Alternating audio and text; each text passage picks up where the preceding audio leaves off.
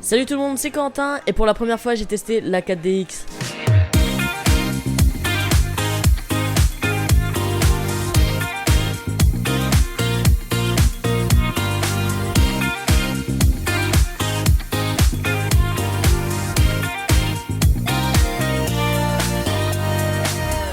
Donc la 4DX c'est quoi? C'est une technologie de cinéma dynamique et immersif comme appelle la société sud-coréenne qui a créé cette technologie. Donc on a plusieurs effets comme par exemple le mouvement des sièges, donc ils peuvent faire en avant, en arrière, sur le côté et sur la gauche, et il me semble aussi également en hauteur, en tout cas c'est ce que j'ai ressenti. Ensuite on a également du vent, donc on a je dirais 3 ou 4 gros ventilos de chaque côté qui soufflent pas mal. Et également au pied on peut avoir des chatouillements, donc avec une sorte de ficelle en plastique qui comme ça va venir vous balayer le bas des jambes. On a également des petits jets d'eau pressurisés, donc qui font pchit comme ça avec de l'air comprimé qui vous arrive comme ça dans la tête, donc c'est vraiment des petites gouttelettes d'eau.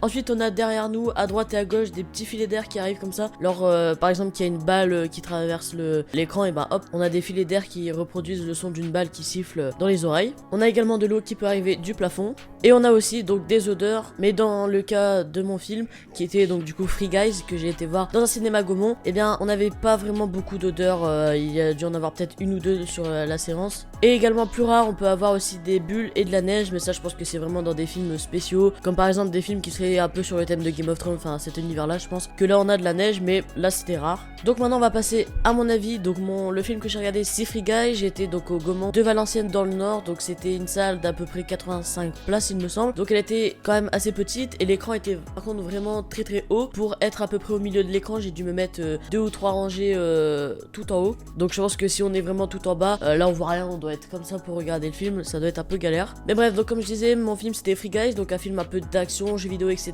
Donc concernant les sièges qui bougent, etc., ça c'est vraiment pas mal.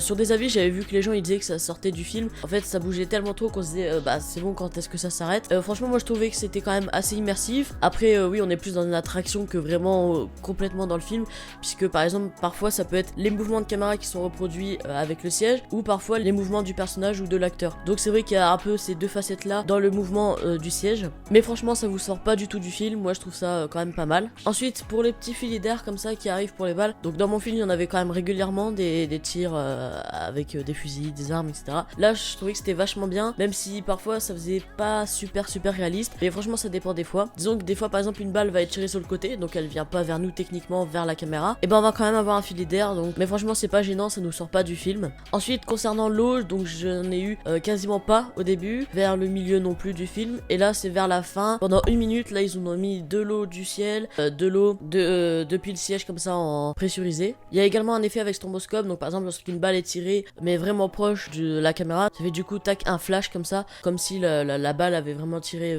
à l'intérieur du cinéma. Après les odeurs, comme je vous disais, il y en a vraiment pas eu beaucoup sur mon film, il y a dû en avoir une ou deux, et je sais même pas si c'est des vraies odeurs ou si c'est juste le fait qu'il y ait du vent ça fasse une odeur spéciale, donc là-dessus je peux pas trop vous dire.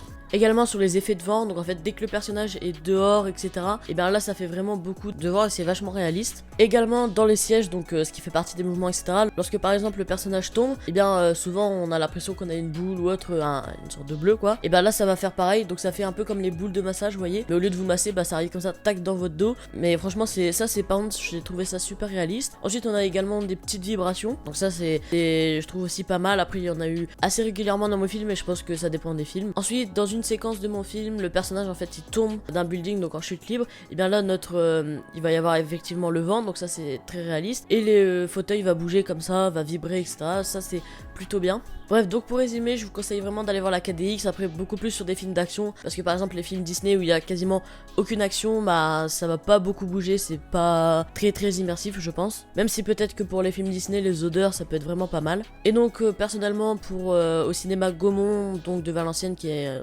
relativement un cinéma légèrement grand, c'est pas non plus le plus grand cinéma comme à Paris, j'ai payé 8 euros, donc c'est 6 euros de supplément 4DX plus 2 euros de 3D, plus bon moi j'ai pris des lunettes, mais si vous en avez déjà vous pouvez les utiliser évidemment. plus le prix de la place évidemment. Donc là c'était il me semble 11,90 dans les cinémas où j'étais. Après il y a peut-être des cinémas moins chers, etc.